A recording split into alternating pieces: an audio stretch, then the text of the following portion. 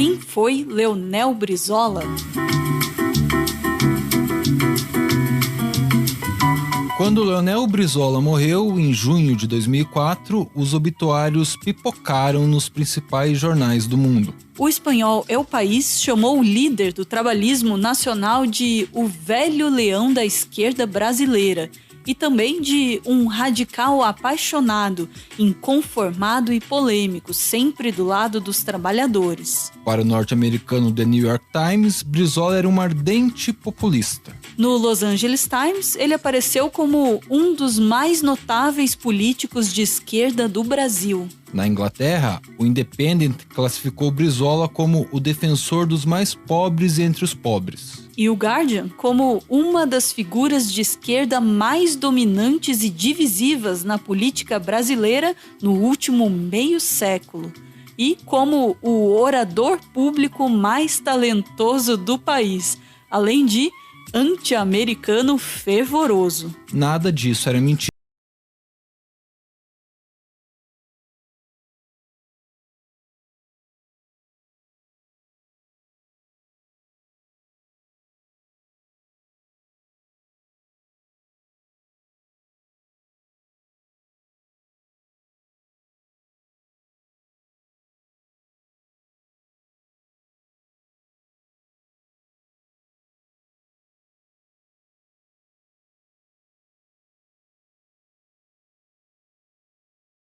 Leonel de Moura Brizola nasceu em 22 de janeiro de 1922, no povoado de Cruzinha, na zona rural de Carazinho, norte do Rio Grande do Sul. Foi o caçula dos 5 filhos do casal de agricultores José de Oliveira Brizola e Oniva de Moura Brizola.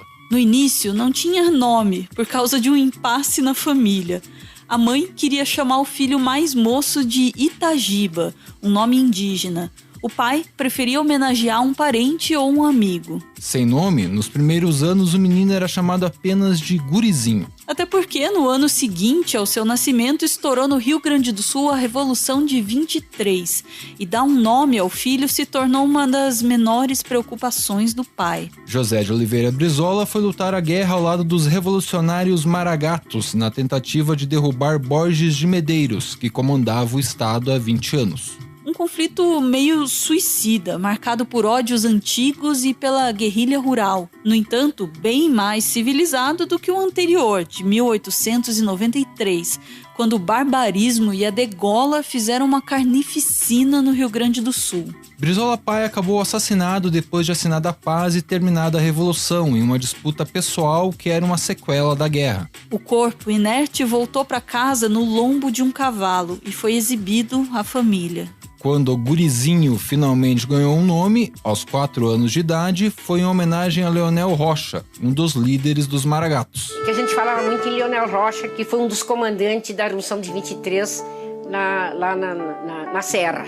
E então ele brincava com umas espadinhas e fazia umas espadinhas, dava para ele brincar, e ele brincava, rebolava aquela espadinha e dizia que ele era o Leonel Rocha. Olha aí, minha mãe, a senhora queria o nome, tal nome, meu pai não queria, pois agora ele escolheu o nome. Quando eu batizei ele, foi então o nome de Leonel Brizola.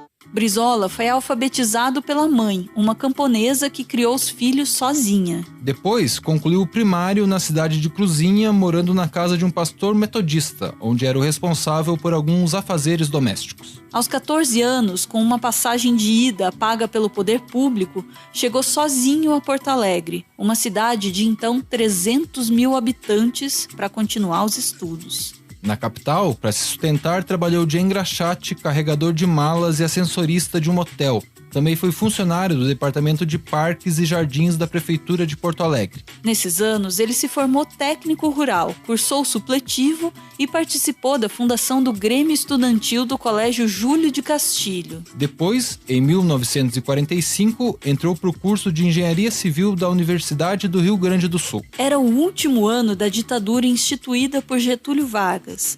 E com o aprofundamento da crise do Estado Novo, Vargas tinha começado as articulações para criar o Partido Trabalhista Brasileiro. No Rio Grande do Sul, Brizola integrou o primeiro núcleo do PTB.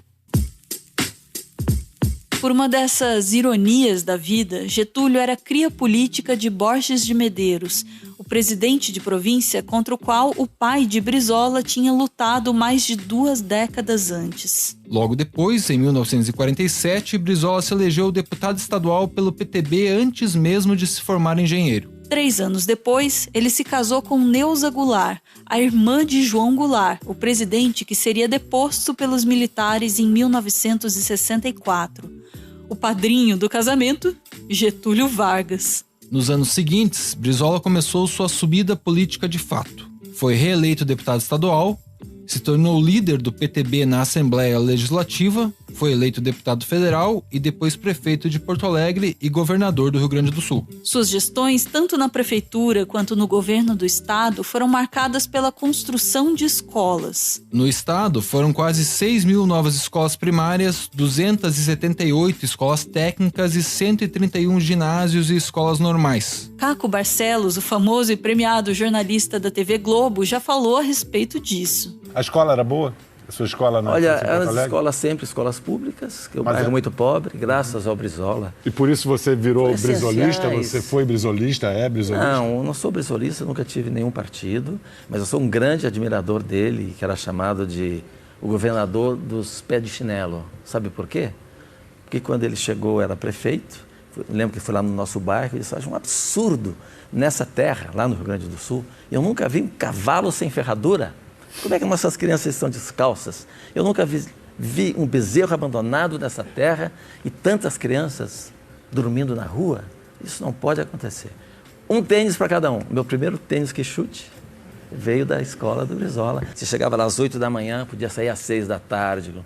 Além do currículo, você tinha ali noções de música, de futebol, de esporte. As escolas construídas por Brizola seguiam um padrão, eram todas iguais. Por isso ficaram conhecidas como brizoletas. No governo do Rio Grande do Sul, Brizola também foi o primeiro dirigente brasileiro a desapropriar empresas estrangeiras. No caso, as americanas Bond & Share e ITT, dos setores de energia e comunicação. Foi também no governo Brizola que surgiu no Rio Grande do Sul, em 1960, o Masters, Movimento dos Agricultores Sem Terra, antecessor do MST. Para sustentar o movimento, o governador criou o Instituto Gaúcho da Reforma Agrária e reconheceu as associações rurais como entidades de interesse público. Para o Masters, Brizola também idealizou a estratégia dos acampamentos, utilizada até hoje pelos movimentos do campo. Acampando próximos aos latifúndios, os pequenos agricultores pressionavam pela desapropriação, mas sem caracterizar uma invasão de terras. Nós defendemos o direito de propriedade. Achamos que um país como o nosso concebe a ocupação da terra através da propriedade, porque nós achamos que é uma coisa tão boa que queremos para todos. No entanto, em nenhuma outra ocasião de sua carreira política, Brizola reganhou mais seus dentes de leão do que em 1961, na campanha da legalidade. Em 25 de março daquele ano, o presidente Jânio Quadros inesperadamente renunciou, depois de menos de 12 meses no cargo. Seu vice era João Goulart, o Jango, cunhado de Brizola e membro do mesmo partido, o PTB, fundado por Getúlio. Embora a Constituição mandasse que Jango, que estava em viagem à China, assumisse o governo, os ministros militares queriam convocar novas eleições, dar um golpe. Brizola transformou o Palácio do Piratini, em Porto Alegre, em uma trincheira. No porão, iniciou a difusão da Rede da Legalidade, uma cadeia de rádios com transmissões diárias e ininterruptas em que ele próprio exortava a população a tomar as ruas e defender a posse de Jango. Seus discursos inflamados foram retransmitidos por 104 emissoras do país. Nós levantamos barricadas pelos portões, pelas portas e pelas janelas. E se tivermos que ser esmagados, o faremos com a nossa honra e a nossa dignidade. Brizola distribuiu armas e andava pelos corredores do palácio com a metralhadora a tiracolo.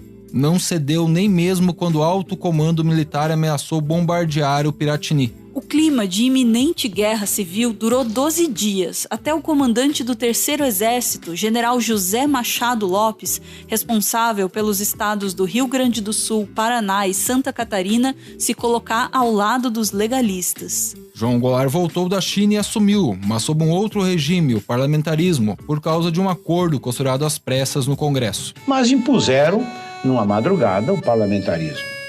Quando o presidente Goulart chegou, isto já estava já era um entendimento, né, dele próprio também, e eu assumi a posição de discordar. Digo, olha, na frente do comandante do 3º Exército, digo, olha, eu lhe passo, neste momento, né, todas as minhas funções ao presidente Goulart.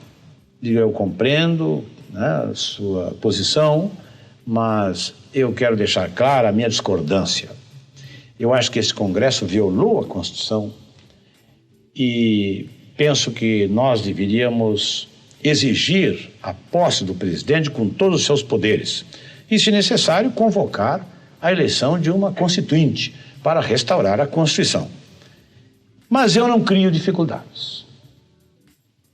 Digo, eu vou começar por pedir licença e ir dormir, porque eu, no mínimo, 3 ou 4 noites eu não durmo. Eu estou realmente exausto e, embora discordante, eu não quero criar dificuldades. 16 meses depois, um plebiscito popular derrubou o parlamentarismo e Jango recuperou os poderes presidenciais. Em outubro de 1962, Brizola tinha sido eleito deputado federal pelo estado da Guanabara, atual cidade do Rio de Janeiro, numa estratégia para consolidar a visibilidade nacional que tinha conseguido com a campanha da legalidade. Ele recebeu 269 mil votos, a maior votação de um parlamentar até então. Com isso, se tornou um dos virtuais candidatos à eleição presidencial de 1965. Ao mesmo tempo, como deputado, pressionava Jango para aprovar as chamadas reformas de base, como a agrária, a política e a fiscal, e chegou a sugerir que para isso o presidente fechasse o Congresso. Para alguns historiadores, os militares tinham mais medo de Brizola do que Jango. Brizola era um nacionalista, mas seu estilo radical ilustrava para os generais a tal ameaça comunista. O golpe, tantas vezes ensaiado em anos anteriores, chegou em 1º de abril de 1964. Mais uma vez, Brizola quis resistir, mas João Goulart preferiu evitar o derramamento de sangue. Ambos se exilaram no Uruguai. De lá, Brizola ainda tentou organizar uma guerrilha armada para enfrentar os militares no Brasil, mas fracassou. No Uruguai, ficou exilado por 13 anos, até ser expulso em 1977, por pressão do governo brasileiro. Para não ser preso ou mesmo assassinado quando pisasse na Argentina ou no Chile, ditaduras que colaboravam com a brasileira na perseguição além fronteiras de adversários políticos, ele recebeu uma ajuda insólita do governo dos Estados Unidos. Com a eleição do presidente democrata Jimmy Carter, os norte-americanos tinham começado a retirar o apoio aos regimes autoritários do Cone Sul. A operação montada pela Embaixada dos Estados Unidos em Montevidéu para levar Brizola até Nova York incluiu a concessão de asilo político a toque de caixa, pernoite em Buenos Aires num provável apartamento secreto da CIA e escolta em tempo integral. Dos Estados Unidos, o líder trabalhista foi para Portugal. Retornou ao Brasil em 1979 com a lei da anistia. Permitam-me que vos afirme que para este reencontro venho deste nosso longo exílio, com minha mulher e companheira de todas as horas, e aqui chegamos, com o coração cheio de saudades, mas limpo de ódios. Não me considero um ressentido, nem trago quaisquer pretensões. O que me cumpre tão rapidamente possível é assimilar as novas realidades para ser útil à nossa causa e ao nosso povo. De volta ao país, Brizola quis refundar o velho PTB, mas perdeu a sigla para uma herdeira de Getúlio, a sobrinha Ivete Vargas, numa manobra dos militares associados ao Poder Judiciário. Em 1980, então, fundou o PDT, Partido Democrático Trabalhista. Em 1982, Brizola foi eleito governador do Rio de Janeiro, numa virada eleitoral histórica.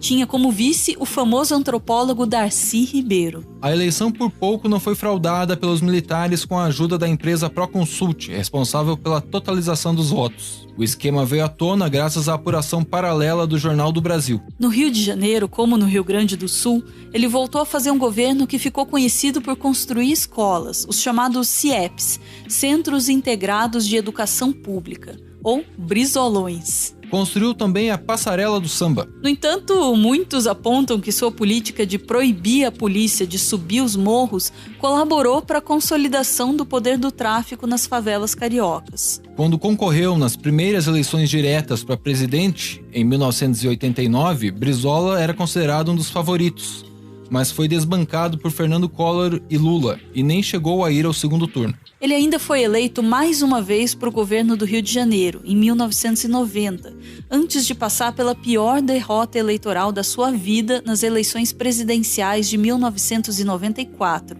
Ali, ele fez apenas 3% dos votos e ficou em 5º lugar. Dessa vez, muito atrás de Lula, o candidato do PT, com quem Brizola sempre teve uma relação tumultuada, e fez críticas, às vezes, bastante rasteiras. Eu acho que nenhum de vocês ficaria 4 anos dependendo apenas do partido. É impensável, Ele ficou então, Brizola agora, apoiando Lula no segundo turno é absolutamente impensável? Pode ficar Aquilo certo que nós, desses dois, não embarcamos. Nas eleições seguintes, de 1998, Brizola foi vice na chapa de Lula. Os dois foram, mais uma vez, derrotados. Brizola ainda perdeu quando concorreu nos anos seguintes à Prefeitura do Rio, em 2000, e ao Senado, em 2002. Quando Lula finalmente chegou ao poder em 2003, o PDT de Brizola apoiou o novo governo por um breve período, mas saiu da base ainda no primeiro ano. Em maio de 2004, Brizola foi uma das fontes do famigerado texto de Larry Rotter, correspondente do New York Times no Brasil, que basicamente chamava Lula de bêbado. O líder trabalhista morreu em junho do mesmo ano, vítima de um infarto. Seu obituário, no Jornal Nacional, durou nada menos do que 25 minutos. Espantoso se você levar em conta que Brizola sempre viveu as turras com a Globo e fez o mesmo Jornal Nacional passar por um dos momentos mais constrangedores de sua história. Foi em 1994, quando o então governador do Rio obteve na justiça um direito de resposta épico, lido no ar por Cid Moreira. Todos sabem que eu, Leonel Brizola, só posso ocupar espaço na Globo quando amparado pela justiça. Aqui cita o meu nome para ser intrigado, desmerecido e achincalhado perante o povo brasileiro. Fui acusado na minha honra e, pior, apontado como alguém de mente senil. Ora, tenho 70 anos, 16 a menos que meu difamador Roberto Marinho, que tem 86 anos. Se é este o conceito que tem sobre os homens de cabelos brancos, que os use para si. Não reconheço a Globo autoridade em matéria de liberdade de imprensa e basta para isso olhar a sua longa e cordial convivência com os regimes autoritários e com a ditadura de 20 anos que dominou o nosso país. Quando me insulta por nossas relações de cooperação administrativa com o governo federal, a Globo remorde-se de inveja e rancor e só vê nisso bajulação e servilismo. É compreensível. Quem sempre viveu de concessões e favores do poder público não é capaz de ver nos outros senão os vícios que carrega em si mesmo. Que o povo brasileiro faça seu julgamento e, na sua consciência lúcida e honrada, separe os que são dignos e coerentes daqueles que sempre foram servis, gananciosos e interesseiros. Assina Leonel Brizola.